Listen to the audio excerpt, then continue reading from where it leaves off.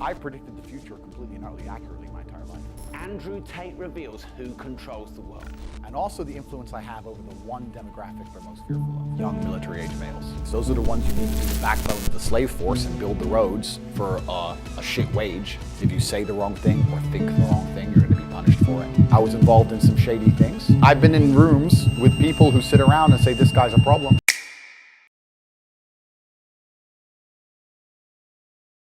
How often are you online? I'm online every day. Genuinely. Like, always in class, I have to be engaged. So to check my emails a lot, Blackboard. But then on top of that, I'm also on social media pretty frequently. It depends on the day. Not too much as an average, probably like maybe 2 hours a day. I would say I'm online at least, I'd say like 10 times a day, just for like entertainment, things like that. It obviously varies from time to time, given what my schedule is. But I would say I'm on social media, YouTube, things like that, a good bit of my day. How would you describe the Manosphere? From what I've learned, it's more so a place where a lot of men can come in and state their more so misogynistic or sexist views. In some cases, it can be racist towards like Black women specifically. It's rarely anything positive being said. A lot of things are just a lot of rhetoric that goes against positive views towards women. Manosphere is actually a term that I recently learned. Just from my brief overview and what I do know about it, it seems very interesting. It seems like it's only geared towards a small group of people. How would you describe it? I would describe the Manosphere as a bunch of men who don't understand women at all and have come up with their own idea of what a woman should be. And then they teach that to other men. The Manosphere is a term used to refer to a specific online community. The group prides itself on pushing men's mental health. The members of the community would create online content showing off their workout regimen and their wealth. But the main objective of this community is to give advice. Do you interact with the content at all? I know what it is. I don't interact with it because it's not necessarily geared towards me, and it's not really meant. It's meant in my age bracket. It's meant to be for me, but from my personal beliefs and morals, I do not interact with it. I've seen a lot of it. I've seen a lot of videos from that one podcast, Fresh and Fit. Their biggest thing is just more so going after people that, a lot of them are like in the sex work field.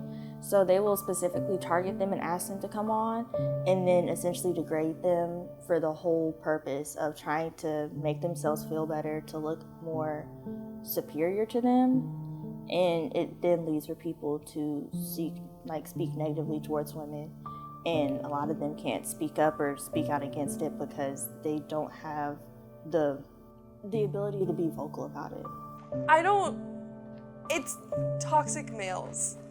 They're men who don't understand women at all. And it's upsetting. The content produced doesn't stop at relationship advice some of the content creators make. Instead, they advise on anything that has to do with men and their behaviors. This involves mental health, physical health, and any financial advice. In this, we will cover some complex topics and situations. For this, we have a collection of scholar-based resources to help us define, identify, and explain some topics. Some of the early remnants of the Manosphere can be found in the Red Pill Forum on Reddit, an online website designed for users to create forums and communities. The Red Pill Forum created a community of men's rights activists who claim that feminism is the oppression of men. In these forums, the users would spend most of their time debating with each other about masculinity and the gender roles of men and women. Do you like the content? No, I think it's shit. I think it's shit. I think that it's a mix between money grabs and very, very toxic ways of living that I just don't want to align myself with. While the Manosphere claims to help men with their mental health and support men's rights, the community has found itself to instead deep dive into toxic behavior. Many of the members of the community spend their time debating feminist views and claiming that feminism is the downfall of man. Many of the members of the community deny the claims of perpetrating misogynistic or sexist ideology. They claim the topics are all in the name of men's rights. The community claims the world we live in is designed to hate men. A lot of content creators are going as far as to bring people on their channels and debate with them on different gender-related topics. Wow. Yeah, so, well, that was interesting. And I think that's kind of the problem, right? No offense to you, but you're not the first one to do this. No, because men, the problem is y'all don't know how to listen, so you don't get what I'm saying. Listen to you? Okay, what are you saying? Yeah, because I told y'all at the beginning of this. A loud voice from the Manosphere belongs to a man named Andrew Tate. Born in 1986, his blow-up online started around the pandemic. Are you familiar with Andrew Tate? Sadly. Don't follow him in any of this stuff. I am familiar with who he is. Yes. Sadly. Why do you say sadly? Because everything that I've seen from him has been the worst thing I've ever seen. It's very, very, very, very bad. So there was a big boom of Andrew Tate and his brother and the rest of them a few years ago when they first kind of bust onto the scene. I did watch some of the videos. I did see some of the clips on everywhere because it was literally everywhere. I think that he is an absolute moron. I do not agree with a single word that he says. He compares women to cars. What? Excuse me? His content is very degrading towards women.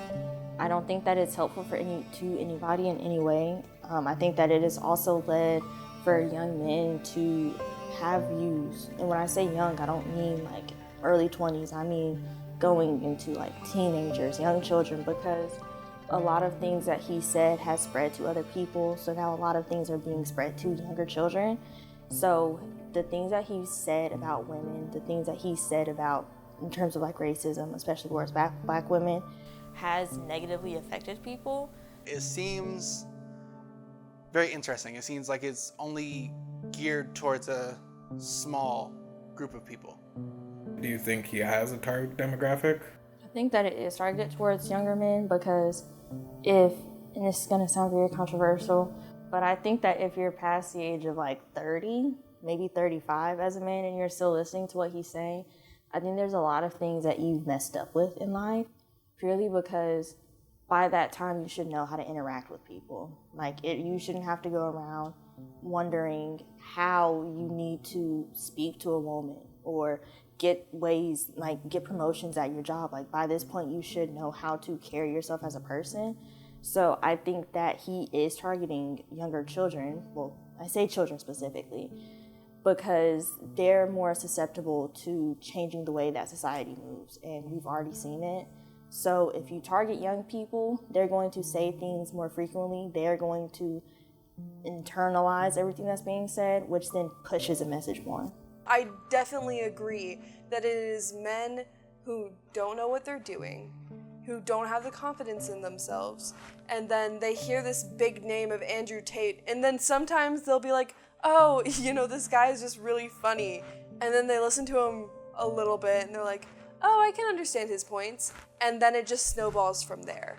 The trend that has been observed in the Manosphere is the audience and viewers of the content. Many have argued that viewers of the content are often men who are struggling or feel lonely. Several young men have claimed that during the pandemic is when they would spend a lot of their time alone watching Manosphere content. I don't know. I think that when I first heard him, I didn't think so. But I think after his Hustlers University thing came out, and it was for people from this age group to this age group, I was like, all right, you're definitely locking in on a certain age group that isn't fully developed, first of all. Tate would make social media content, host podcasts, and create long-form content on YouTube. Well, I'm arguing the point. The point I'm trying to make is that what I actually think happens, especially in the modern world, because the modern world's all fucked up and nothing's the way it's supposed to be, the traditional life path of a female is she's 17, she's 18, she's 19, and her value is massively inflated. And I don't blame her. Of course it's massively inflated. Imagine being 19 years old, have achieved exactly fucking zero in your life, Eventually, this would lead him to create his own academy where he would teach young people how to be successful. This would also come at a fee of $50.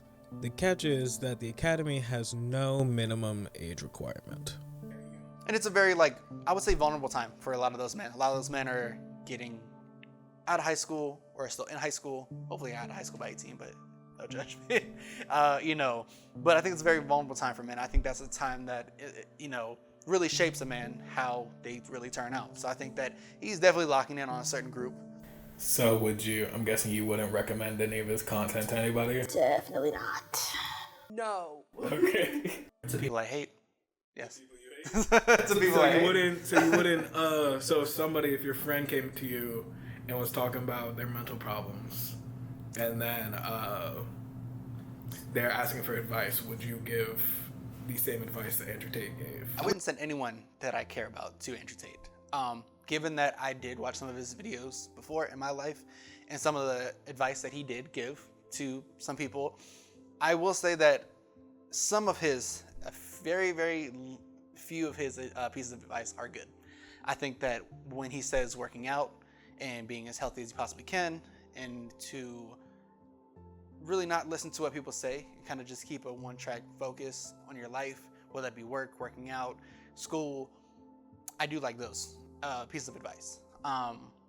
When it comes to actually like how he treats women or what he thinks about women, I do not agree with. For me, I was kind of raised in between this new age society where it's okay to talk about feelings as a man, and also on the other side where it's like, you got to be tough, you can't cry, you can't let anyone see your flaws or weaknesses, and talking about your emotions aren't really, like I said, a piece of me isn't really accepted. So being right in between, seeing his videos, how I interpret it, I feel like when he says kind of toughen up, don't be soft, things like that, I do agree with. I think that things people say, shouldn't get to you. I think that something that everyone has to realize is life is hard. Life is hard for me, for you, for anyone. And I think that a lot of times some people gets this like false sense of reality, like life is supposed to be easy. It's fucking not. And I feel like like I said, a very small percentage of his videos that I have seen kind of touch on man the fuck up, keep moving forward. It doesn't matter what's going on. Like, you need to focus on yourself and kind of take care of yourself and be strong in that way. So certain aspects I do agree, but when it comes to the women part, that's where he kind of lost me. With them promoting it necessarily to younger people, do you feel like they're qualified to make that content? Do you feel like they're qualified to give that advice and claim it to be self-help? I feel like it should not be considered self-help. If there's stuff being said that negatively affects people, that's not self-help at all. And that's not to say that choosing yourself isn't helping. I think that there's a lot of times where you should choose yourself, but you should not sit back and value yourself based on fake qualifications more than other people. I think that he sees the money that he was able to get, whether it came from a positive or negative light or not, as what qualifies him, but it's not enough. Like, the life that he lives does not qualify him to talk about anything except how to successfully traffic people. That's all that he can speak on, and I hope that he does not speak on anything like that. I don't feel like anybody who has the same mental state as Andrew Tate should have a platform. I understand of it being like, I am, for example, if I was one of these people, I could understand being like, okay, I've gotten this far with my beliefs. Let me try and show what I've done to other people and why I am so successful. I think that it's harmful to continue to, I don't know the word, to humor people like Andrew Tate and the people, his little gathering of people. I think that that's really dangerous. I wouldn't say like they're not. That's the thing. Like, are they psychiatrists? No. Are they people that can give out information? Yes. I feel like in order to give out information in advice, you would just have to live through it at least once or twice and just live to be able to kind of tell your experience. So in my opinion, yes, they are quote unquote qualified because they've already lived through it and experienced something. Now, is it good advice? No. like I said, is it for the majority of his product, is it good advice? No. But like I said, there are bits and pieces where I can see it being productive and helpful for young men. A lot of people in the manosphere use a term called low value. They describe women and men as low value people if they don't really follow that standard. Do you think them using that term can negatively affect society? Absolutely. It affects, nobody should ever be considered less than another. We are all here to live, breathe, and, eventually not be here anymore. You should never treat somebody less than you. It's despicable. If you want to earn people's respect, you must treat them as a fellow person. Talking about somebody in that sense of being a low-value man or being a low-value woman is disgusting, to say the absolute least. That is just a fucked up term, honestly. It's just one of those things to like. It's just one of those things to like kind of put a woman down. I mean, if they're not this, they don't look like this, and their body fat percentage isn't like this, and they don't cook, and it's like, once again, it's like, it's just a bullshit term because that's in his opinion what a high value woman or a low value woman is. As stated in many studies, internalized misogyny refers to the cultural practice of subordination and devaluating women to retain the value of men and masculinity over women and femininity. Because when men, as you know, go out into the world and they find their mate, it's like they're looking for their personal wants and needs in a woman, right? And I feel like for him to say low value is someone who doesn't cook for you, someone who doesn't listen to you, someone who won't do this and that for you. I think that's just his opinion that he's putting onto younger men that don't really understand, or maybe even haven't even been in relationships to know all women aren't like this. All women don't act like this. Like only some women are like this. I've already seen it starting to affect society negatively because after seeing that, I have seen numerous videos about dating where people refer to other humans as low value or high value. And whenever I see it being used for women, it's always referring to how men almost use us in a way. So it's never a situation of somebody being high or low value because of who they are as a person. It's always about our bodies, like how we are sexualized.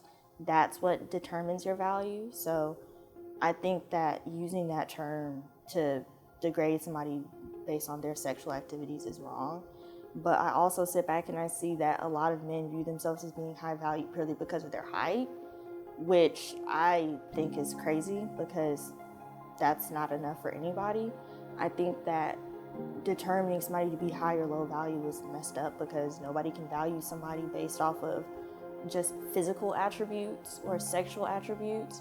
Who you decide that you want to interact with should be due on their personalities, whether they carry themselves, their morals, or their ethics, instead of just what they can almost bring to the table.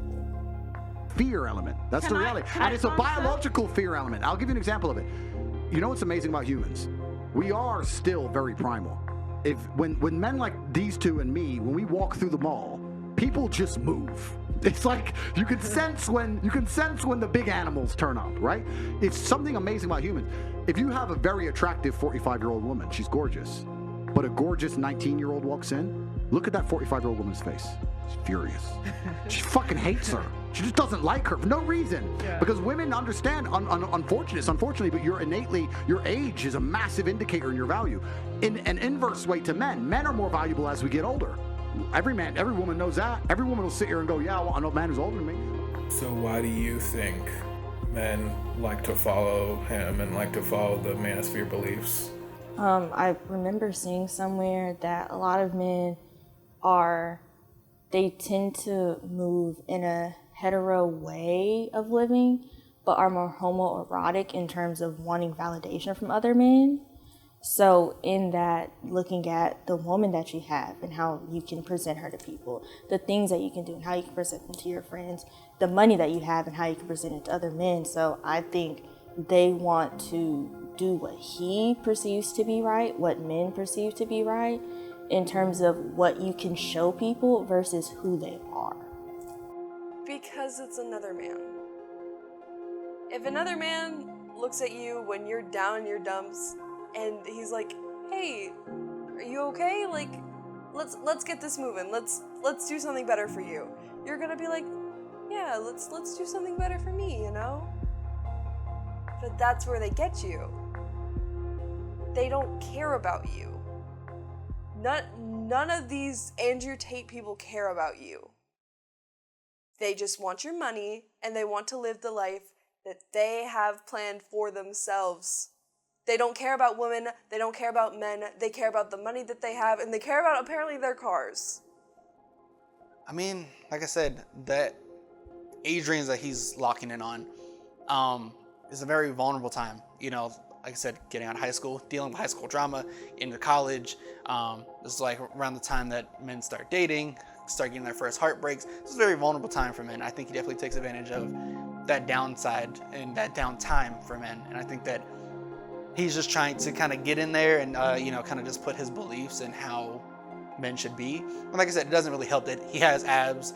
You know, he looks good, he smokes cigars, he drinks, he doesn't, he appears he doesn't have to work. He has a fast car as the women. And I think that for a lot of young men, that's kind of like what we're growing up, that's like our main, dream. Every man wants a nice looking woman with a fast car and a nice watch. Why do you think he makes the content he makes? I believe he makes the content he makes because he believes that what he is doing is correct. He thinks that since he has become so successful from this topic and he has this many women that are, at his value, he can just continue to move forward with his actions of, well, these women are lining up for me because I'm like this and I'm like this. Clearly I'm doing something right. Let me teach other men to do the exact same thing that I am doing. So do you think the content's dangerous, or do you think the effect that it can have on people is dangerous? I think both, because the content starts the snowball. Like, it's the little piece that can cause everything to happen. So by having the content means that it can lead to people viewing people a certain way and then acting a certain way. Now, I'm not saying that everybody who does engage in content is going to turn out this way. You can always turn around, but I think the fact that there is a chance that it can turn into a violent situation is evident enough that this is not good. That's where it gets tricky. I think that anything that you watch, anything that you see, is going to be into your own interpretation. So I feel like at times some people, not just men, need a little bit of toughening up, and I feel like watching a video can maybe, I would say, like, pump you up, maybe kind of give you that juice to kind of get started with working a little bit harder, realizing the world doesn't necessarily care as much about only you. Like I said, maybe getting in the gym, just kind of becoming more focused. But I feel like, I think it can be dangerous to the right people. I think that some people can look at it and be like, hey, I just need a good kick in the ass. I need to get my life together, start working out, start taking life a little bit more serious. Stop being so down on myself. I think other people that already have a big head, or that are already kind of over the levels of masculine that they're trying to be, I think it can be dangerous. And it can push them over to the edge where they start being, like you said, a little bit too masculine. Do you know/believe any of the allegations against Andrew Tate? I know very little. And unfortunately at this time, like I said, for me, I've heard things here and there, like I said, on YouTube, Instagram. Oh, Tate brothers arrested, Tate brothers let out, Tate brothers, charged with this, like going up against this charge. I've heard a lot of it. I really don't look into it because I really don't care that much. These guys aren't who I watch for entertainment. These guys aren't who I go to when I'm bored sitting at home. So based off of what I've seen from documents, so when he was first arrested and some of the things I've seen currently, I wholeheartedly believe that these allegations are true. I've seen what the victims have said, the evidence, the proof, all of it. The courts that have been trying to get everything to work in a specific way. I think that he, even if he didn't fully, had hands on every single act that was happening, he definitely was a part and played a huge role in everything that happened to those girls. What makes you believe in the allegations? It's everything that he falls in line with. The rape, he doesn't like women to begin with. He believes that women are on a lower level than him. The money laundering, he really likes his money. How did he get all of this? You know? There's got to be something going on the other side that we don't see behind the camera. Were you following his arrest online? No. I saw it happen in real time. I saw the moment that he said the comments about Greta, when she responded, when he posted that pizza, and then he got arrested. Online, Tate would post gaudy pictures to show off his wealth.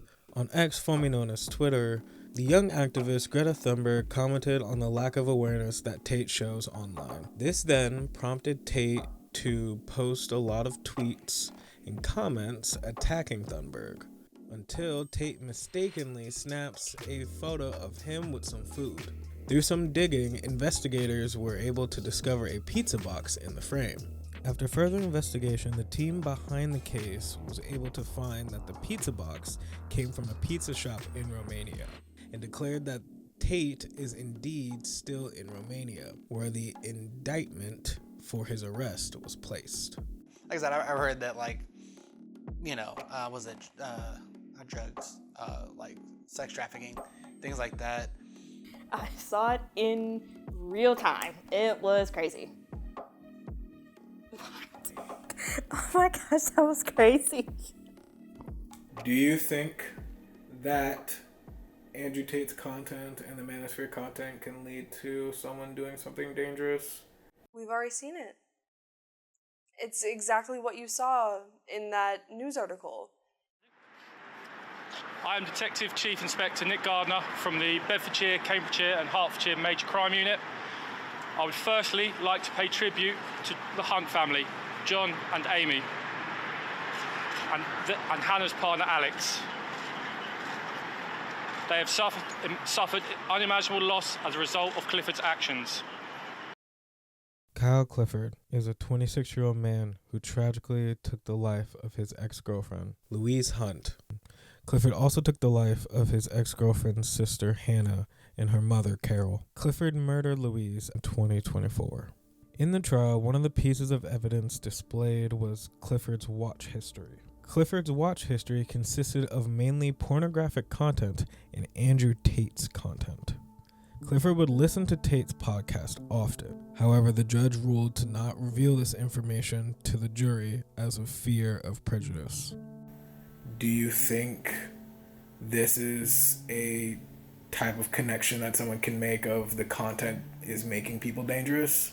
Or do you think he was just already a dangerous person and the content was just there? I think it can be a combination of both, because since I do not know this man personally, I can't sit back and say the type of person that he was before any of this happened, before he started consuming any of this content. So there is a chance that he was a normal person who never had any of these thoughts before. There's also a chance that he always had these thoughts and it was just made worse. So at the end of the day, I think that it can be seen as a link that he did carry out such a heinous thing towards his girlfriend, his ex-girlfriend and her family, and the fact that he was watching Andrew Tate's content. So I would also want to, that would just be the biggest question, is asking, was this something that you engaged with before? Have you always been this way? Or was it just the push that you needed? I mean, that case is fucking crazy, if I'm being so honest. And it sounds like that guy, unfortunately, just was dealing with something a little bit deeper. I think that, like I said, anything that you watch, anything that you come in contact with can elicit feelings, can elicit emotions. But to go that damn extreme, you had something going on before watching Andrew Tate. I do believe that some of his content is dangerous. I do believe that it can push people to do certain things, but I feel like if you're going that extreme, I don't think you can sit and say, Andrew, he was a normal guy watching soccer in England, just vibing out, and then all of a sudden he fucking snapped because he watched 2 podcasts of Andrew Tate. So yeah, I think that it can definitely, like I said, for me, it kind of lit a fire under my ass and made me want to do more, make me want to work harder. But even for normal people that do watch his videos, I can't see a normal person going from normal to that just by watching a few of his videos. Like, yes, it can elicit like maybe some of the traits, like how young men look at women, even like a little bit more like puff your chest out, I'm a man. But like, I feel like that is just a crazy ass scenario, and you know, definitely all thoughts and prayers out to the people affected by that.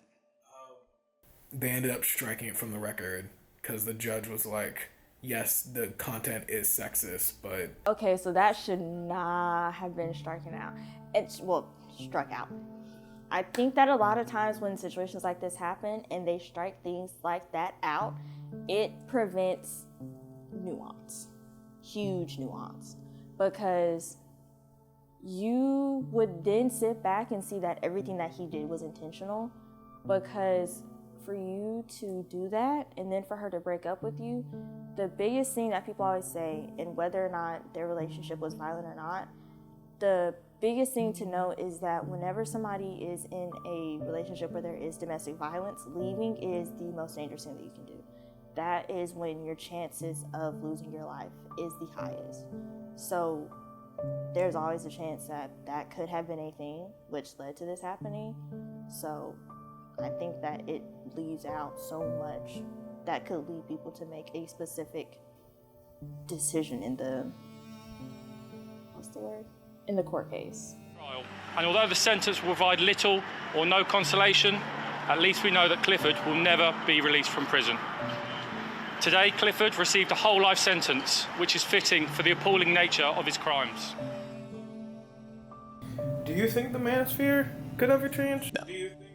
Really? It's not meant to change. You know, I think it's not meant to change. It's there for a reason, and I think that, like I said, within the Manosphere, there's a few different roles. And like I said, some people actually believe this shit. Some people think it's funny. Some people, you know, are just it's just easy money grabs. Not with how the internet is. I think that being able to have a term for it means that it will never be anything other than what it is currently. Do you think men's behaviors change after watching that content? Yes, absolutely. If there are people who watch his stuff and are like I said earlier, this man is speaking exactly how I feel and think about women. Yes. Yeah, I could definitely say, I mean, like I said, from the videos that I've watched, yeah, I think it does have a little effect of like, hey, like, I mean, but that's the thing, every effect is going to be different for every person because it's their interpretation of the product. I think for me, I watch, I'm like, damn, I do need to lock in. Like, I need to get right. Like, you know, I need to, you know, get a little bit more locked in with my work. You know, I need to be stronger. I need to, you know, kind of, you know, push off those feelings of insecurity and, you know, what, like, you know, insults from the world, you know, thing that happened. And, you know, like, hey, I need to be, you know, on a straight and narrow. Yes. And I feel like a prime example is there's a guy that does streams, his name is Sneeko, and he goes on a lot of these rants about the way that he views women and all these things. And one day he was making a video and a lot of young children, they were quite literally middle school age, like 11, 12 years old. And they came up to him and they're like, oh, we don't need women, like F women, F them, like they're just blah, blah, blah, like just talk, like degrading women. And he was like, no, we love women. And then turned around the next day and proceeded to say the same things that these children were saying. To kind of go off of that, do you think the more someone consumes, so if they overly consume the content, do you think they will become more dangerous? They will become significantly more dangerous because it ends up rewiring your brain to make you think that all of this is right. Yes. Absolutely. Anything that you obsessively do is dangerous. I do think that with the kind of product that he puts out, I think that it can just more so speed up the process that it's already doing. You know, if a person watches it and they immediately start looking at women differently, I mean, Andrew Tate and the Manosphere, you know, people, they already hit their mark. They already hit their ideal consumer. Do you think he's a good role model / influence? Not completely. Hell no. No, not at all. Like I said, I think that overall, Andrew Tate, from at least the videos I've seen, I think that, like I said, there are a few little good pieces of knowledge in there, at least from my opinion. Nothing when it comes to women at all. Anything he says about women or things that women should be doing is not good advice or what to expect. I think it paints a bad picture for young men that are starting to date and going out and, you know, finding their partners. He's harmful to anybody who has any little doubt of themselves. They're gonna attach onto him like a hook in a fish's mouth. And they're gonna go with him. They're gonna go wherever he leads them. And that's why it's already as bad as it is right now. With the entire allegations, do you think it was right for the U.S. to ban him? Do you think it was right for them to ban his brother and him from traveling to the U.S.? It was right. I can agree that it was right for them to ban him. I think that some people may wonder why, but if we're already dealing with a lot of sex trafficking happening in the U.S., we should probably try to prevent other people from coming in to traffic people here. Now, whether or not there would be any chance of prosecution for anything, I don't think that's going to go anywhere, but at least preventing anything happening on our soil is a start. I mean, given that his allegations are sex trafficking and human trafficking, yeah, I mean, I don't think that there's space for any of that, any of those people in anywhere, but especially America. But yeah, I can definitely see why they cut his travel banned him from coming here. Especially as, you know, America is trying to focus on and kind of lock in on cutting down human and sex trafficking. So. I don't think that he is mentally sound. And him having a platform as big as he had, speaking to every single person that once again followed him like he was an emperor. I think that it was correct for North America to be like, nope, get out of here. Absolutely not. What are your future predictions of Andrew Tate and also the Manosphere? I think that with the current election, that the Manosphere is only going to get bigger, sadly. I think that there have been a lot of people that are trying to kind of change the tides. There are a lot of people that are on the right that are becoming a little bit more tolerant towards, not tolerant, that's the wrong word. I think people on the right are more so opening their eyes to what reality is and are trying to change the tide to try to actually better society slightly. But I don't think that it's going to be enough, because while you have people that are trying to come over, there's going to be other people trying to go to the extreme. So the only way for that to happen is for people to actually be held accountable for the things that they're saying and doing to people. So we need more people getting arrested for things. We need more people actually being sued for things. People actually losing monetary gain from things. But until that happens, it's only going to get worse and worse. I think it'll just continue to be a black hole in the internet. I don't think it's going to go anywhere. I don't think it's going to get a... Where do you predict Andrew Tate and his brother and the whole Manosphere going from here? I don't see it going any higher. I don't really see it going any lower. I see it being what it is. You know, it's that channel, it's that group of people that believe in this, that purposely, you know, prey on their little age group. And unfortunately, it's an age group that is very vulnerable and very weak-minded. if we're being honest, as someone who was, 16, 18, it's a very weak-minded and vulnerable time for men. So I think that it's going to stay the same. They're going to keep going after their same age group. They're going to keep preaching what they believe in. And ultimately, just like a cult, it's going to continue to be just that. It's going to be that, area over there in YouTube land that preaches this content and is going to continue to look out for people who are weak-minded that do fall into the trap of watching a video and getting, unfortunately, too locked in on what they're preaching. Do you have any references or advice that you think would be better for men to have instead of going to the Manosphere? My biggest thing, just laugh. Like, I need people, let me explain. I genuinely sit back, and these people are nowhere close to funny. They are not funny at all. I need y'all to have actual friends, men that you are friends with, men that you feel safe with, men that you understand. You can sit back, you can cry, you can yell, you can vent, y'all can go out and have fun together. I need you to be able to laugh. I need you to be able to have a sense of personality.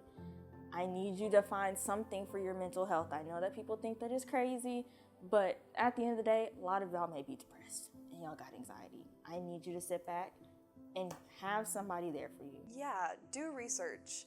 If you think that something is too good to be true, for example, this guy who thinks exactly like you and is saying everything that's going on in your brain, look him up real quick. See if that's actually a person that you want to be following along with.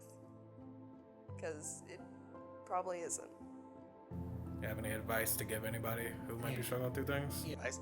I mean, it's just trusted people, friends, dads, uncles, and just even like coworkers. I mean, I got into the workforce very early, so I have both my parents, amazing. I have a lot of my family. I have really great friends, but I definitely spent a lot of time, of course, with working just around my coworkers.